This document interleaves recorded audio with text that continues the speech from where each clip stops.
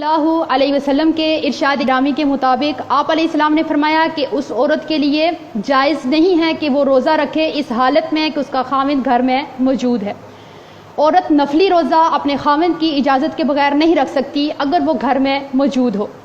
نبی علیہ السلام نے ارشاد فرمایا کہ جس عورت کی اس حالت میں فوتگی ہو جاتی ہے کہ اس کا خاوند اس سے راضی ہے تو وہ عورت جنتی عورت ہے۔ نبی علیہ السلام کے پاس ایک صحابیہ آتی ہیں، آپ علیہ السلام ان سے پوچھتے ہیں کہ کیا تو شوہر والی ہے؟ اگر تو شوہر والی ہے تو اس کی خدمت اور اس کے ساتھ جو تیرا رویہ ہے اس کے اوپر غور کرتی رہنا کہ تیرا خاوند تیرے لیے باعث جنت بھی ہے اور باعث جہنم بھی ہے۔ آپ علیہ السلام کے ارشاد کے مطابق پروردگار عالم اس عورت کی طرف نگاہ اٹھا کر کے بھی نہیں دیکھیں گے جو اپنے خاوند کی ناشکری کرتی ہیں، حالانکہ یہ عورتیں اپنے خاوند سے بے نیاز بھی تو رہ نہیں سکتی ہیں۔ نبی علیہ السلام نے فرمایا کہ میں نے جب جنت اور جہنم کو دیکھا تو جہنم میں سب سے زیادہ عورتوں کی کثرت کو پایا۔ آپ علیہ السلام نے فرمایا کہ جو عورت پابندی وقت کے ساتھ نماز ادا کرتی ہے، رمضان المبارک کے روزے رکھتی ہے، اپنی عزت کی حفاظت کرتی ہے اور اپنے خاوند کی اطاعت کرتی ہے، یہ 4 کام کرتی ہے، پھر وہ جنت کے جس دروازے سے چاہے وہ داخل ہو سکتی ہے۔ مطلب کہ اس کے ساتھ اپنے خاوند کی اطاعت لازمی ہے۔ اب یہ وہ تعلیمات ہیں جو رسول اللہ صلی اللہ علیہ وسلم نے امت محمدیہ کی ان بیٹیوں کی تربیت اور تعلیم کرتے ہوئے ارشاد فرمائی ہیں۔ آج میری بہنیں اور دوستیں ان تعلیمات کو سیکھنا تو بڑے دور کی بات ہے، ان کو سننا بھی گوارا نہیں کرتی، اس وجہ سے کہ کیا صرف اور صرف خاوند کے حق ہیں، ہمارا کوئی حق نہیں ہے، صرف خاوند کی ہی اطاعت کرنی ہے، ہمارے اوپر کوئی کسی قسم کا حق نہیں ہے، ہم لوگوں کو بھی حق دیا جائے۔ اگر ایک بات کو دیکھا جائے تو میری نظر سے آج تک جتنے بھی اشتہار گزرے ہیں اور جتنی بھی اس طرح کے تویز، چلے، دھاگے، پیر صاحب، ان کا صرف ایک ہی ہوتا ہے کہ اپنے خاوند کو مٹھی میں کرنے کا تویز، اپنے خاوند کو اپنا غلام بنانے کے لیے تویز، دھاگا، چلا اور دم اور یہ سب کچھ۔ اور یہ عورتیں اپنے خاوند کو مٹھی میں کرنے کے لیے، اس کو غلام بنانے کے لیے چلے کریں گی، دھاگے اٹھائیں گی، تویز اٹھائیں گی، سارا جتنی بھی خاوند کی جمع پونجی ہے جا کے پیروں فقیروں کو دے کر کے آ جائیں گی، کیونکہ ان کا مائنڈ بن چکا ہے کہ ہم نے اپنے خاوند کو غلام بنا کے رکھنا ہے، ہم نے اس کی اطاعت نہیں کرنی، اس کو اپنے سر کا تاج بنا کے نہیں رکھنا۔ آج تک اگر شکایتیں ملی ہیں تو کس کی؟ کہ ہم لوگوں کو خاوند کو فرمانبردار بنانے کے لیے ہمیں تعویذ چاہیے، کوئی وظیفہ چاہیے، حالانکہ نبی علیہ السلام نے فرمایا کہ سب سے زیادہ حق تو خاوند کا ہے اور سب سے زیادہ نافرمانی تو عورت کرتی ہے۔ آج تک کسی خاوند نے یہ نہیں کہا کہ مجھے تعویذ چاہیے کہ میری بیوی نافرمان ہے، میری بیوی زبان دراز ہے، میری بیوی ناشکری ہے، مجھے تعویذ چاہیے۔ اب یہ وہ تعلیمات ہیں کہ ہم لوگ اپنا مائنڈ سیٹ کریں، سوچ مثبت رکھیں، کیا کہ ہم نے اپنے خاوندوں کی اطاعت کرنی ہے، ان کی فرمانبرداری کرنی ہے، ان کو سر کا تاج بنانا ہے، ہم نے نہ کہ ان کو غلام بنانا ہے اور ان سے غلامی کروانی ہے۔ آج یہ تعلیمات کو دیکھیے اور میری دوستوں اور بہنوں کا اپنے خاوندوں کے ساتھ رویہ دیکھیے۔ میری دوستیں اور بہنیں یہ سمجھتی ہیں کہ ہم نے اپنے خاوند کے گھر کی صفائی کر لی، اس کے کپڑے دھو لیے، استری کر لیے، اس کا روم صاف کر دیا، تو ہم نے کیا کیا؟ دنیا میں سب سے زیادہ جو فرمانبردار بیوی ہے وہ میں ہی کہلاتی ہوں، کیونکہ میں نے یہ سارے کام ٹائم سے کر دیے۔ حالانکہ ان سارے کام کے کرنے کا نام خاوند کی اطاعت اور فرمانبرداری نہیں ہے۔ خاوند کی اطاعت کیا ہے، خاوند کی فرمانبرداری کیا ہے، اور وہ کون سی وجہ ہے کہ جس کی وجہ سے آپ کا خاوند آپ کے اوپر توجہ نہیں دیتا اور آپ کا گھر کبھی بھی پرامن پرسکون نہیں رہ سکتا؟ وہ وجہ کیا ہے؟ دیکھتے ہیں حضرت ام سلیم رضی اللہ تعالی عنہا کا ایک حدیث۔ ان کا بیٹا بیمار ہے، بیمار بیٹا چھوڑ کر کے خاوند سفر پہ چلا جاتا ہے۔ جب خاوند سفر پہ جاتا ہے تو بیٹے کی ڈیتھ ہو جاتی ہے۔ یہ بیٹا جب فوت ہو جاتا ہے تو ان کا خاوند سفر سے واپس آتے ہیں تو ام سلیم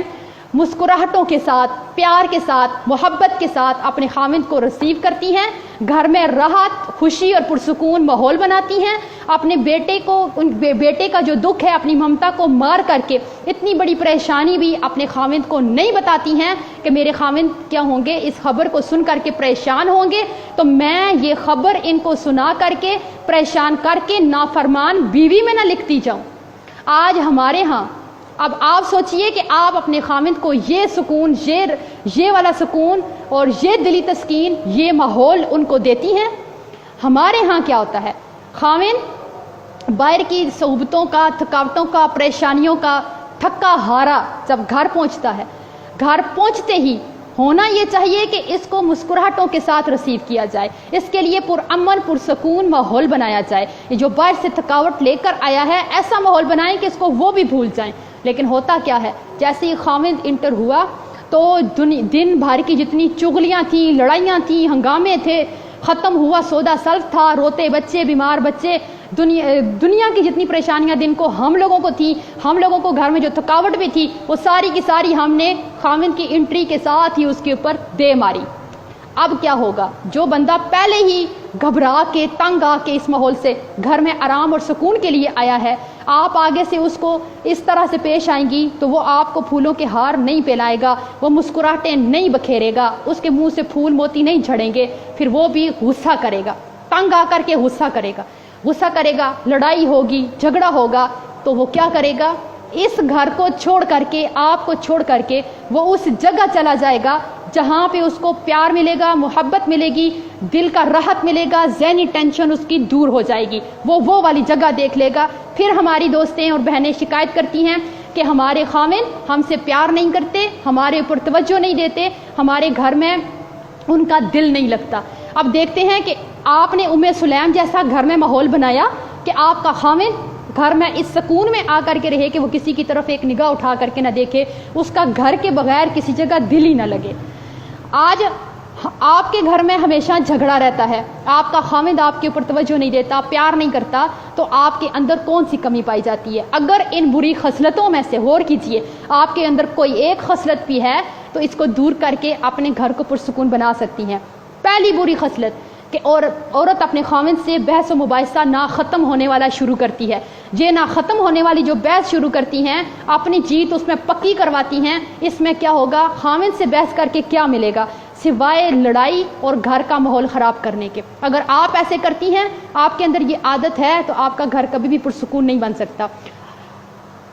اگر آپ کے گھر میں آپ کے خامند کے ساتھ نہیں بنتی ہے تو آپ سوچئے کہ آپ نے خامند کے ساتھ مناظرہ تو نہیں کرتی ہیں۔ خامند نے ایک بات کر ہی دی ہے، اس نے بول ہی دی ہے، تو پھر اپنی جیت پکی کروانے والا مناظرہ دن ہا دن جو ہے وہ جاری رہتا ہے، وہ ختم ہی نہیں ہوتا۔ خامند کو بولنے کا، اپنی صفائی میں بولنے کا بھی موقع نہیں دیا جاتا کہ تم نے یہ بات کی تو کی کیوں ہے۔ کہ اس نے اگر ایک وقت میں کوئی بات کہہ دی ہے اور دوسرے وقت میں آپ کو کرنے کا کہہ دیا ہے، پھر وہ مناظرہ شروع ہوگا جس سے آپ اپنے خامند کے دل سے اتر جائیں گی، آپ کے گھر میں کبھی سکون نہیں آ سکتا۔ اس سے آگے اگر عورتوں کے گھر میں یہ ناچاکیاں ہوتی ہیں تو ان میں ایک وجہ ہوتی ہے، خامند اور بیوی کے رشتے میں جو پیار بھرا رشتہ ہوتا ہے، اس میں ایک انا کا پہاڑ لا کے ہم کھڑا کر دیتے ہیں کہ اگر ہمارے ماں باپ بہن بھائی ہمارے گھر ملنے آئے اور خامند کی طرف سے کسی رشتہ دار نے ان کی عزت نہیں کی، ہم نے اس کو یہ فیصلہ سنا دینا ہے کہ تیرے رشتہ داروں نے میرے رشتہ داروں کی عزت نہیں کی، اور آج کے بعد میں تیری 7 نسلوں کی عزت کرنے والی نہیں ہوں۔ جب یہ انا کا پہاڑ ہم اپنے رشتے میں کھڑا کریں گے تو یہاں پہ پیار محبت نہیں ہوگا، یہاں پہ لڑائیاں جھگڑے اور ناچاکیاں ہوں گی جو کبھی ختم نہیں ہوں گی۔ اپنے خامند کے اوپر غصہ نہ کریں۔ اگر آپ اپنے خامند کے اوپر غصہ کرتی ہیں، چیختی ہیں، چلاتی ہیں، تو آپ سوچ بھی کیسے سکتی ہیں کہ آپ اپنے خامند کے دل پہ راج کریں گی اور آپ کے گھر میں کبھی لڑائی نہیں ہوگی، ناچاکی نہیں ہوگی۔ اپنے خامند کو ہر وقت طنز نہ کریں، تان و تشنی نہ کریں اس کے اوپر، اپنے خامند کے ساتھ زبان درازی نہ کریں۔ یہی وجوہات ہیں۔ اب عورتیں جو ہیں، ہم عورتیں اپنی زبان درازی میں ویسے بھی بڑی مشہور ہیں۔ اپنی زبان جو ہے ہم اگر کنٹرول میں رکھ لیں اس وقت جب کہ خامند کو غصہ آیا ہے یا اس وقت جب کہ آپ کو غصہ آیا ہے، تو بڑے بڑے فیصلے ہونے سے ہم بچ سکتے ہیں، بڑے بڑے ہنگاموں سے بچ سکتے ہیں۔ عورت جب اپنے خامند کی عزت نہیں کرتی تو خامند کو اس میں کوئی دلچسپی نہیں رہتی۔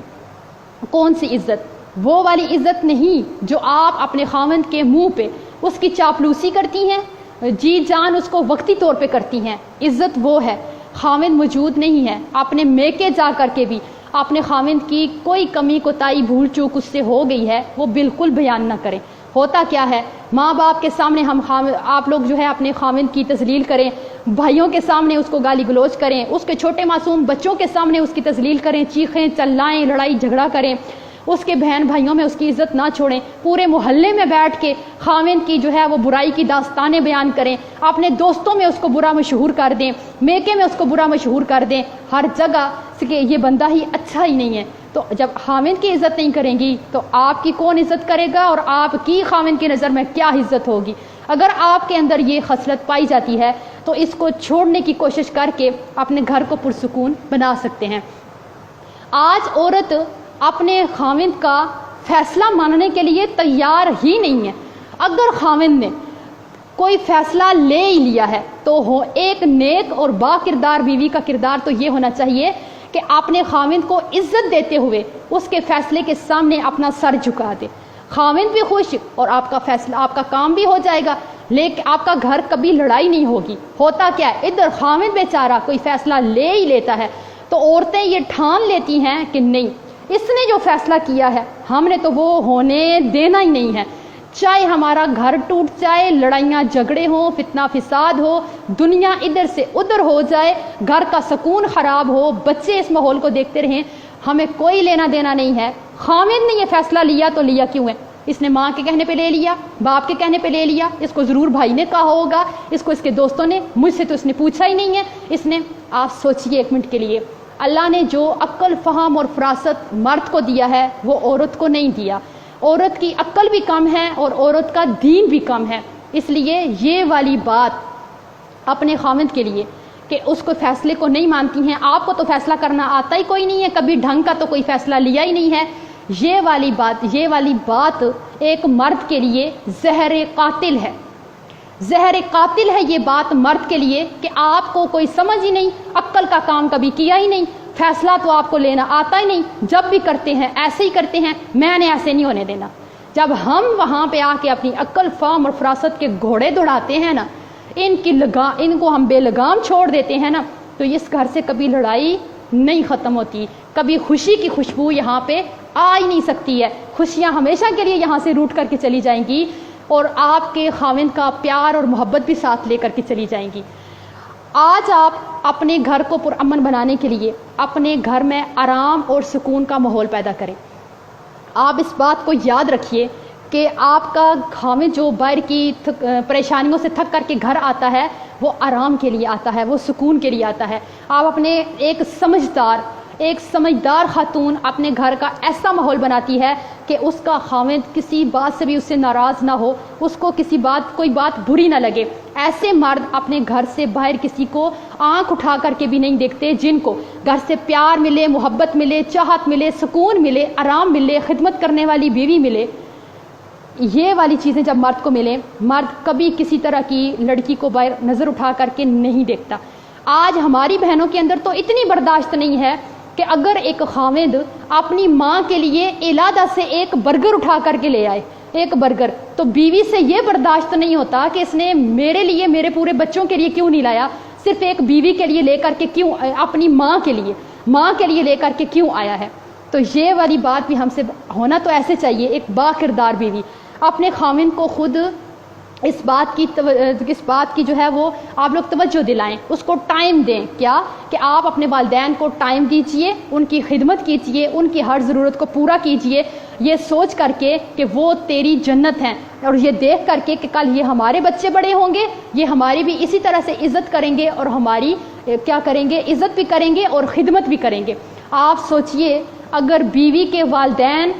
آپ کی بیوی کی جنت ہیں تو شوہر کے جو والدین ہیں وہ اس کی جنت ہیں، آپ اس سے اس کی جنت چھیننے کی کوشش مت کیجیے، نہیں تو یہ ساری جو ہیں وہ باتیں ہیں، وجوہات ہیں جس کی وجہ سے ایک عورت کا گھر اگر اس کے اندر یہ والی باتیں پائی جاتی ہیں تو کبھی بھی خوشیوں بھرا گھر نہیں بن سکتا۔ اگر آپ کو اپنے خاوند سے شکایت ہے تو آپ اس کی بے رخی کی شکایت کرنے کی حقدار ہی نہیں ہیں اگر آپ کے اندر یہ والی ساری بری خصلتیں پائی جاتی ہیں۔ اگر آپ یہ سارے حق ادا کریں، نبی علیہ الصلوۃ والسلام کی تعلیمات کو دیکھیں اور پھر اپنے رویے کو دیکھیں، تو آپ کا گھر ممکن ہی نہیں ہے کہ آپ کا گھر جنت کا نقشہ نہ پیش کرے، پرامن نہ ہو، پرسکون نہ ہو، آپ کا خاوند آپ اپنے خاوند کے دل پہ راج کرنے والی نہ بن سکے۔